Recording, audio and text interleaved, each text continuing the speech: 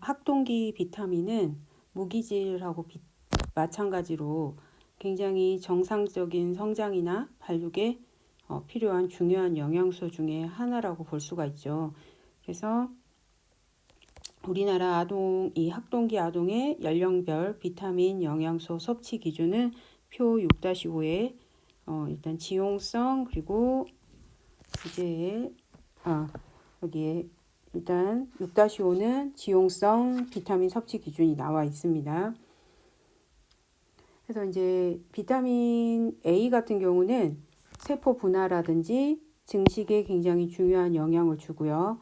또 근본식품으로는 당근, 호박, 시금치 같은 사실 아이들이 그렇게 좋아하지 않는 채소죠. 편식을 하는 아이들한테는 그런 녹황색 채소에 많이 들어있고 우유, 난황, 간유에 많이 들어 있습니다. 그래서 이제 그 권장 섭취량 같은 경우는 여기 이제 6세에서 8세, 9세에서 11세, 여아도 6세에서 8세 이렇게 해서 지금 현재 이렇게 제시가 되어 있고요. 비타민 D 같은 경우는 남자, 여자 이 모든 연령대의 충분 섭취량이 5 마이크로그램 하루에 이렇게 설정이 되어 있습니다. 근데 이제 그 햇볕을 보는 그런 것들이 부족한 환경에 놓인 아이들이 비타민 D 섭취량이 많이 부족하다라고 조사가 되어 있는데요. 아시다시피 이 학동기의 어떤 정상적인 골격 성장을 위해서는 충분한 비타민 D가 필요하잖아요. 그래서 영양소 섭취 기준에 이제 비타민 D는 충분 섭취량으로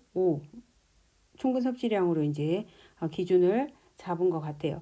그리고 이제 교재에 보시면 비타민 D가 장에서 칼슘의 흡수를 증가시키므로 정상적인 골격의 성장에 필요하다 그랬어요. 그리고 일광 작용에 의해서 피부에서 생합성 되기 때문에 햇볕을 많이 받는 경우에는 사실 부족하지 않죠. 근데 이제 요즘에는 그 실내 활동이 많이 증가를 하다 보니까 또 아이들이 활동을 하기보다는 실내 학교에서 체육 활동도 한계가 있고 또 끝나고 나서 뭐 놀이터 가서 논다든지 이런 시간보다는 학원이라든지 실내에서 하는 그런 프로그램들 하다 보면은 비타민 D 부족이 있을 수가 있어요. 그래서 이제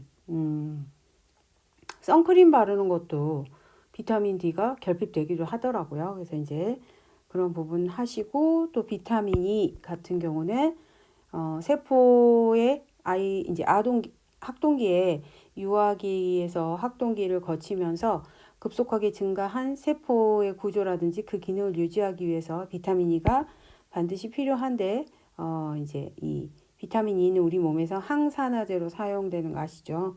그래서 충분 섭취량으로 이 6세에서 8세와 9세에서 11세 약간 다르게 이제 제시가 돼 있습니다. 충분 섭취량이. 그래서 만약에 비타민 E가 결핍되게 되면 용혈성 빈혈이 일어난다고 교재에 나와 있습니다. 그리고 혈액 응고에 관여하는 이 비타민 K도 이제 다행히 거의 모든 식품이 함유되어 있고 장내 세균에 의해서 합성되기도 합니다. 그래서 얘도 이제 충분 섭취량으로 나이대별로 제시가 되어 있어요. 이제 지용성 비타민은 뭐 이 정도 보고요. 수용성 비타민 같은 경우는 지금 이 PPT에는 표가 나와 있지 않는데요. 우리 196페이지에 표 6-6에 나와 있습니다. 참고하시면 될 것 같아요. 이제 그 중에 수용성 비타민 중에 티아민, 탄수화물 대사에 필요한 비타민이다. 하지만 이제 쌀을 주식으로 하는 사람에게는 티아민이 부족할 수 있다라 그랬어요. 그래서 뭐 티아민 부족하면 각기병 뭐 이런 거 온다는 거 다 아실 거예요. 그래서 통곡식이라든지 육류, 돼지고기, 견과류 등을 먹으면 티아민을 섭취시킬 수 있고요. 그 다음에 이제 열량 섭취가 많은 성장기에 리보플라민의 비타민 B12잖아요. B2죠, B2. B2의 부족이 나타나기 쉽다 그랬어요. 그래서 이제 근본식품으로 대표적인 게 사실 우유죠. 유제품, 생선, 달걀 뭐 이런 것들 먹여주면 되고 니아신 같은 경우도 사실은 니아신은 이 대사의 조효소로 작용하는 중요한 비타민이다 보니까 체내에서 필수 아미노산인 트립토판이 전환되어 생성될 수도 있습니다. 그래서 니아신 트립토판의 전구체라고 이야기하잖아요. 급원식품으로 이런 것들이 있습니다. 그래서 이제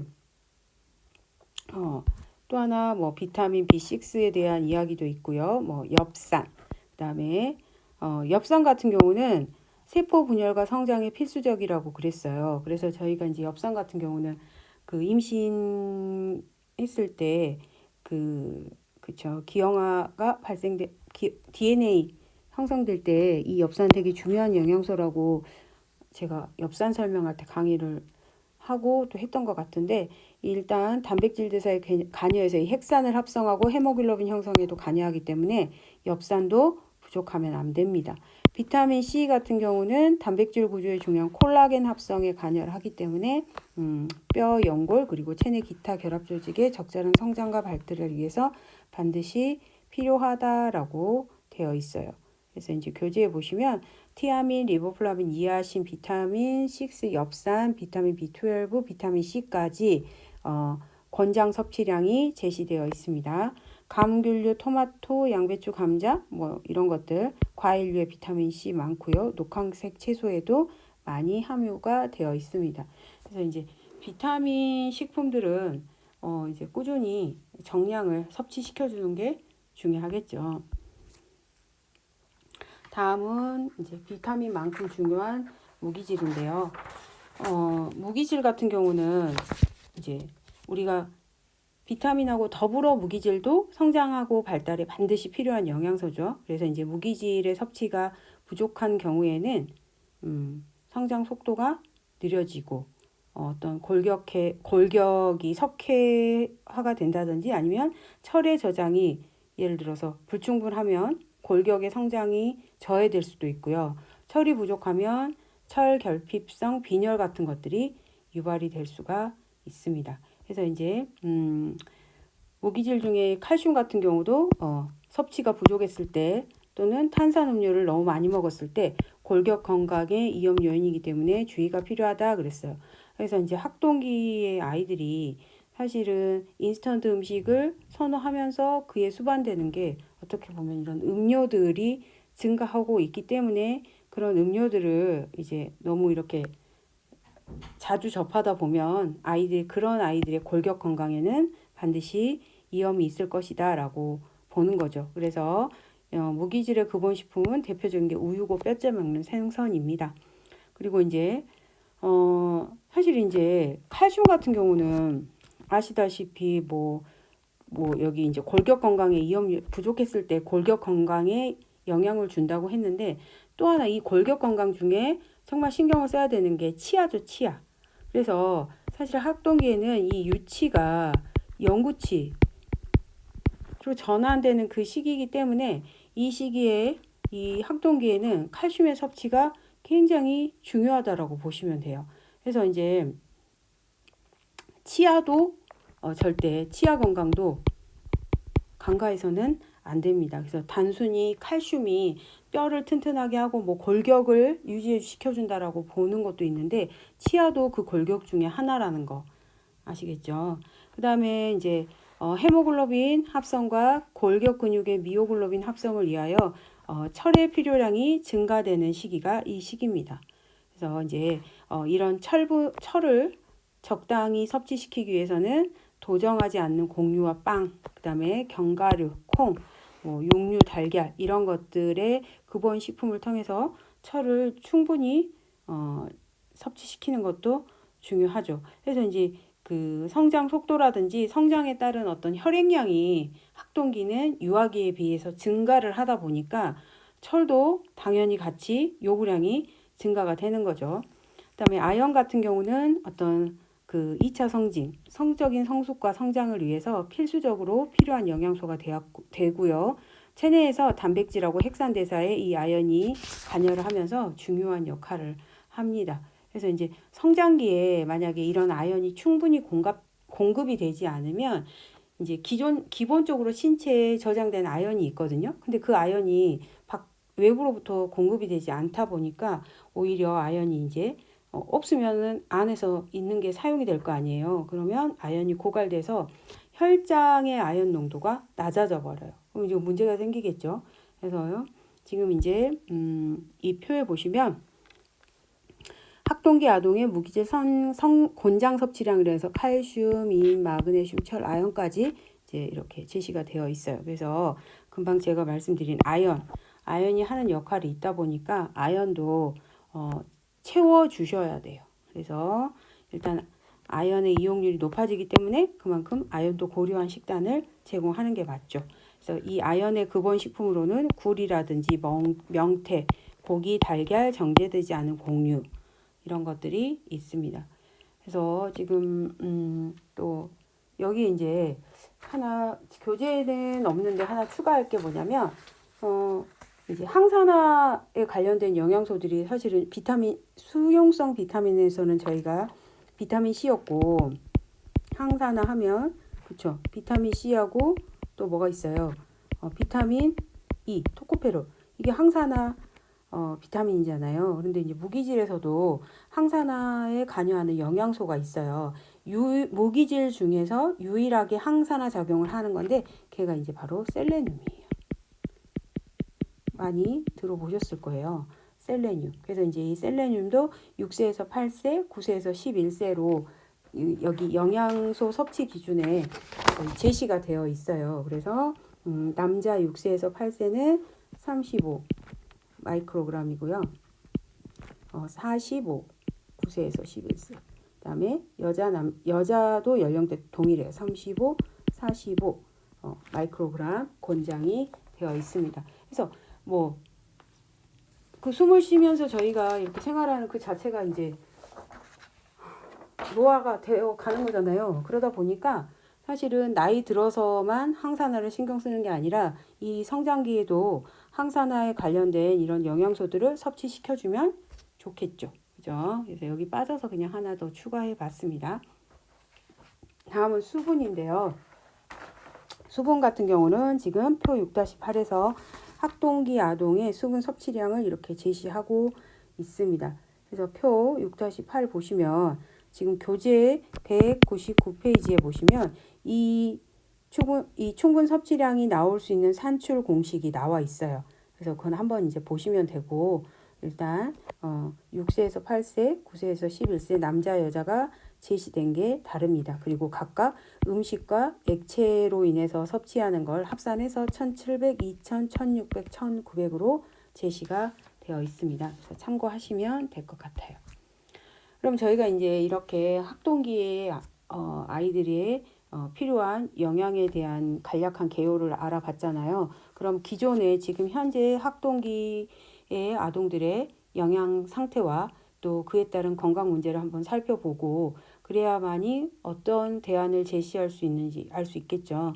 물론 저희가 이제 그 발표를 통해서 한번 이렇게 이제 이 학동기를 발표하신 분들은 지금 강의를 듣기 전에 이미 공부를 하셨겠지만 또 저희가 발표하는 시간 동안 이제 그 발표를 같이 보면서 어느 정도 보았죠. 하지만 이제 한 번 더 같이 보고 넘어가도록 할게요. 현재 2018년 국민건강통계에 의하면 학동기의 영양 섭취 실태가 지금 현재 그림 6-1에 나와 있습니다. 그래서 지금 학동기 아동의 영양소 섭취량을 기본적인 영양소 섭취 기준하고 비교해 보았을 때 이게 이제 중요한 거죠. 칼슘, 칼륨, 비타민 A 이 세 가지를 제한 모든 영양소는 기본적으로 먹어야 할 영양소 섭취 기준 이상을 섭취를 하고 있어요. 그런데 지금 문제가 여기 보시면 칼슘, 그 다음에 칼륨, 그리고 뭐예요? 문제가 되는 게 이제 좀 비타민 A, 그렇죠? 얘네들은 상당히 낮게 섭취를 하고 있어요. 그래서 지금 저희가 아까 학동기를 몇 세라고 그랬죠? 6세에서 11세라고 했습니다.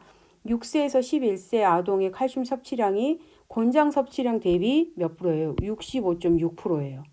그리고 비타민 A도 평균 권장 섭취량 대비 여기도 67.4예요. 굉장히 저조한 상태를 보여주고 있어요. 그런데 이제 반면에 단백질을 보시면 얘는 다른 양상을 보이고 있죠. 단백질 같은 경우는 단백질 같은 경우는 권장 섭취량 대비 179.9%가 거의 이제 1.8배를 먹고 있어요. 그러니까 이제 아무래도 이 시기에는 단백질이 중요하다라고 생각을 해서 잘 먹이려고 하는 것도 있는데 그에 반해서 얘는 너무 과다하고 칼륨, 비타민 A는 이제 기준치에 너무 부족하죠. 그리고 또 하나 이제 좀 우려되는 게 바로 뭘까요? 여러분 생각에는 바로 이 나트륨입니다. 나트륨이 어떻게 보면 이 시기에 목표 섭취량이 얼마예요? 그렇죠. 2000mg이에요. 그런데 여기는 이 목표의 130.7%. 그러면 얼마냐? 2344.3mg 먹는데요. 하루에. 그러니까 목표량에 비해서 굉장히 높죠. 130.7%를 차지하니까. 그래서 사실 이 학동기 아이들은 단백질과 나트륨은 좀 과다 섭취가 되고 있는 양상을 보실 수가 있어요. 그리고 이제 또 하나 문제가 뭐냐면 이제 이런 섭취 실태를 보면서 저희가 또 다른 자료를 보게 되면 이 그림 6-2 같은 경우는 학동기 아동의 영양 섭취 부족자와 또 반대로 에너지를 너무 과잉 섭취하는 자의 비율을 이렇게 이제 분류를 해놨어요. 그래서 이 어떻게 보면 이 영양 섭취 부족자도 문제지만 에너지 지방 과잉 섭취자도 사실 문제잖아요. 그러니까 이제 결국엔 아까 앞에서 본 표처럼 너무 이렇게 100에서 가까운 선을 그 균형을 맞추는 식생활을 해야 되는데 너무 과다하게 먹는 것과 너무 부족한 것들이 있다 보니까 이제 불균형이 나올 수밖에 없죠. 그래서 우리나라가 지금 현재 뭐 먹는 것들이 부족하지 않고 먹고 그런 식생활 같은 게 힘든 상황은 아니지만 사실은 뭐 경제적인 이유가 됐든 뭐 다양한 요인들로 인해서 영양이 부족해서 이렇게 고통받는 아이들도 있고 또 반대로 너무 많이 먹어서 아니면 또 많이 먹음과 동시에 운동을 하지 않아서 뭐 여러 가지 요인들로 인해서 체중이 불어나서 비만이 되는 인구도 늘어나고 있다라고 보시면 돼요. 그래서 그림 6-3을 보시면 이 학동기 아동의 가체중과 비만 유병률에 대한 표가 나와 있어요. 그래서 이제 이걸 보시면서 과체중이 전체의 9.3%를 차지하고 그 9.3% 중에 남자가 차지하는 비율이 조금 많고 또 비만도 남자가 더 많네요. 제가 앞에서 그럼 설명을 잘못했네요. 제가 뒷부분까지 싹 다 봤는데 왜 저 여자가 더 뚱뚱하다고 생각했죠? 죄송해요. 남자가 더 비만율이 높습니다. 잘못 봤나 봐요. 그래서 이제 이러다 보니까 이런 비만 아동 인구도 증가를 하죠. 근데 이제 사실 영양 섭취가 부족한 친구들은 제 개인적인 생각은 그죠. 이제 부족한 친구들을 만나면 잘 먹여서 영양을 채워주면 되는데 문제가 되는 건 사실은 이런 과체중과 비만 아동 인구죠.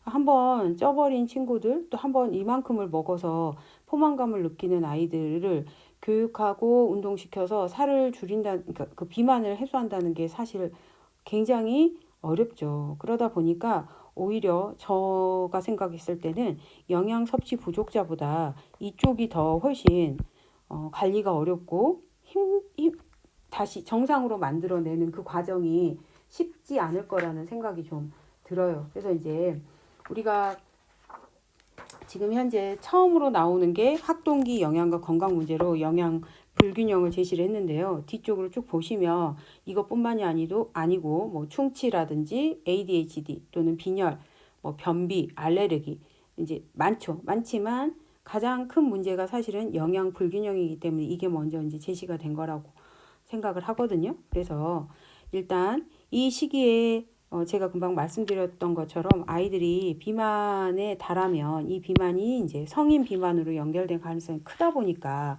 또 그러다 보면 성인이 되어서 이게 이제 만성 질환을 유발하는 원인이 됩니다.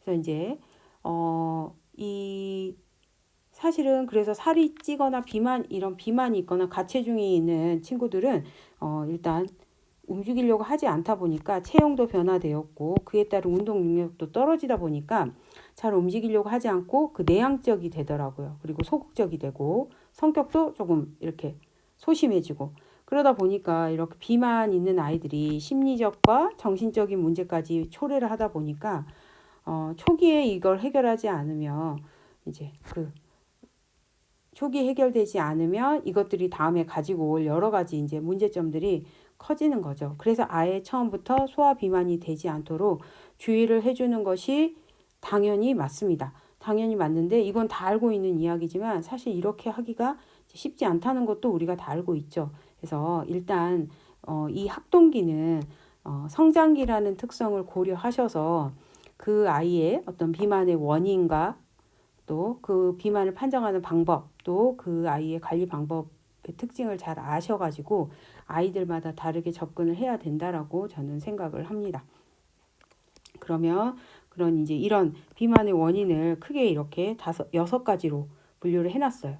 그래서 이제 저희 203페이지에 교재를 보시면 아실 수가 있는데 교재에 나와 있는 내용이에요. 그래서 뭐 첫 번째 섭취 에너지와 소비 에너지의 불균형. 이거는 뭐 그냥 당연한 거죠. 우리가 에너지 섭취한 거는 굉장히 많은데 그만큼 소비하지 않기 때문에 그게 이제 남아서 결국엔 살이 되는 것이고 또 운동 같은 거 많이 먹었는데 운동하지 않으면 살이 찌는 건 다 아실 거예요. 그래서 열량을 먹은 만큼 소비하지 않아서 체중이 늘어나는 거고요. 두 번째 잘못된 식생활 습관. 그죠? 이제 뭐 과식한다든지 또 아니면 고열량이나 고지방의 음식을 먹는다든지 불규칙한 식사 시간. 아침밥은 먹지 않고 점심에 많이 먹고 저녁에 늦게 먹고 야식을 먹는다든지 이런 것들은 비만의 원인이 될 수밖에 없습니다. 또 하나 유전적인 요인. 사실 이제 이것도 뭐 부모가 한쪽이 비만이면 50%, 양쪽 부모가 비만이면 80%가 비만이 될 가능성이 있다라고 이야기를 합니다. 그래서 이제 양쪽 부모 모두가 비만이지 않으면 자녀가 비만이 될 경우에는 7% 정도라고 이제 이거는 뭐 조사한 연구 자료에서 나온 수치겠죠. 근데 이제 그 어떤 이 50%와 80%는 수치적인 거고 결국엔 이 유전적인 요인이 비만을 무조건 만들어낸다라기보다는 그 사람이 비만이 될 수 있는 민감성을 결정한다라고 그래요. 그래서 이제 뭐 교재에 나와 있는데 쉽게 말하면 유전적인 요인이 우리가 그 식품을 먹는 양이라든지 활동량, 대사 과정에 광범위하게 영향을 미친대요. 그래서 이제 유전적인 요인으로 비만이 되는 사람도 많기 때문에 비만의 원인으로 이게 들어가 있는 거죠. 이제 컨트롤을 해야 된다고 생각을 합니다. 그다음에 이제 환경적 요인에 보시면 환경적 요인은 이제 지금 현재 이제 밀키트라든지 사회적인 어떤 우리가 코로나로 인해서 이제 집밥을 먹어야 되는 상황이 있고 하다 보니까 그 밥을 다 준비하는 과정에서 또 그런 것들을 원활하게 해주는 그런 밀키트라든지 아니면 배달 음식 이런 것들이 굉장히 소비가 증가했어요. 그러다 보니까 먹고 또 움직이지 않다 보니까 이런 고열량 식품을 접할 수 있는 기회들이 많이 늘어나다 보니까 비만율도 더불어 증가한대요. 그래서 설명하셨잖아요. 확진자라고 얘기를 할 정도로. 근데 사실은 정말 이 환경적인 요인이 큰 것 같더라고요. 저도 마찬가지로 집에서 덜 움직이고 또 그런 것들을 많이 먹다 보면 살이 찌는 걸 다들 느껴보셨을 거예요. 그래서 이제 그 외에 환경적 요인으로 제가 또 하나 말씀드리는 건 들어보셨을지 모르겠지만 스크린 타임이라는 게 있어요. 스크린 타임은 뭐냐면 요즘에 아이들이 스마트폰이라든지 그죠? 그다음에 TV를 잘 안 보더라고요. 아이들은 TV는 지나갔고 사실은 이 스크린 타임이란 말은 TV나 DVD, 컴퓨터, 스마트폰, 태블릿, 뭐 비디오 게임 이런 것들 앞에서 보내는 시간을 스크린 타임이라고 해요. 그래서 이제 근데 이런 것들 특히 이제 스마트폰 이제 크죠. 지금 현재 주로 앉아서 시간을 보내기 때문에 이 시간이 길어지면 길어질수록 아이들은 에너지 소모가 상당히 적어지겠죠. 그러니까 앉아서 배고파서 먹고 나서 스크린 타임이 길어지면 먹은 것에 대한 것을 이렇게 소비하는 열량이 없어진다는 뜻이에요. 그래서 이제 그렇게 되면 비만이 될 수가 있죠. 그래서 이제 요즘의 환경적인 요인으로는 얘도 포함을 시켜야 됩니다. 그리고 이제 심리적인 요인과 스트레스, 그죠? 이제 우울하거나 힘들 때, 스트레스 받을 때 먹는 것으로 푸게 되면 당연히 뚱뚱해지죠. 그리고 이제 학동기니까 여기에 술이 안 들어가서 그렇지 성인들은 여기에 술까지 더하잖아요. 그리고 호르몬과 내분비 요인도 비만의 원인이 될 수 있죠. 근데 이제 이 호르몬과 내분비 요인 같은 경우는 사실 뭐 학동기 아동이 뭐 어떻게 할 수가 없는 거죠. 갑상샘 기능 저하증이라든지 저 쿠싱 증후군 같은 거, 그다음에 고인슐린 혈증 이런 것들 아마 이런 것들이 비만을 초래할 수 있다라고 아실 거예요. 그래서 항우울제 같은 약도 부작용으로 체중이 증가할 수 있다라고 합니다. 그래서 이런 비만을 이제 판정하기 위해서 그림 6-4는요. 소아청소년 비만을 이제 소아청소년의 표준 성장 도표를 기준으로 이렇게 이제 그 2017년도에 만든 자료인데요. 이 자료를 보시면 여기 2017년도 그래서 이 학동기의 아동을 성별, 연령별로 비교해서 이제 계산을 해서 체질량 지수 95, 100분위수 이상은 비만으로 진단을 하고요. 85, 100분위수에서 95, 100분위수 미만은 가체중으로 분류를 한다라고 이렇게 이제 확정을 했어요. 그리고 뭐 95, 100분위수 이 비만으로 진단한 이 기준에서 또 120에서 139%를 넘어가게 되면 2단계 비만, 140을 넘어가게 되면 3단계 비만으로 판정할 수 있다라고 나와 있어요. 그래서 이제 그거는 저희 패스하고 이 표에 보시면 일단 6세에서 11세 아이들을 85에서 95, 100분위수 미만이면 아까 뭐라 그랬죠? 가체중으로 만든다 그랬죠. 가체중으로 분류를 하고 95 이상이면 비만. 그래서 이쪽은 비만이 되겠습니다. 근데 이제 이 아래에서도 저희가 비만을 판정할 때 판정하고 어떻게 할 건지를 결정하는 게 조금 달라져요. 여기 이제 기준은 체질량수 범주잖아요. 이렇게 나눠서 이쪽은 가체중, 이쪽은 비만이 됩니다. 그래서 이제 그 대신 가체중으로 분류가 된 이 범위에서도 이염인자가 있으면 그대로 그 체중을 유지하는 걸로 그러니까 제시를 하고요. 이염인자가 없으면 체중 증가 속도를 유지하라고 시켜요. 그래서 이거는 이제 체질량 지수 개선을 위한 최종 목표니까요. 그래서 여기 보시면 이염인자는 뭐냐? 부모의 비만이라든지 가족력, 현재의 생활 습관으로 평가한다고 해요. 그래서 아예 비만으로 갔을 때 95에서 99는 점진적 체중 감량, 한 달에 0.5kg을 감량하도록 유도를 하고요. 아예 99 이상이면 일주일에 최대 1kg까지 감량하라고 이제 제시를 합니다. 그래서 이제 이거는 비만 학회에서 소아 청소년 비만을 위한 하나의 이제 제시를 한 거죠. 이렇게 유도를 해서 체중을 조절하라고요. 그래서 이제 한번 참고하시면 될 것 같아요. 그래서 이런 비만을 치료하기 위해서 저희가 두 가지 교재 식사요법과 운동요법을 제시를 했어요.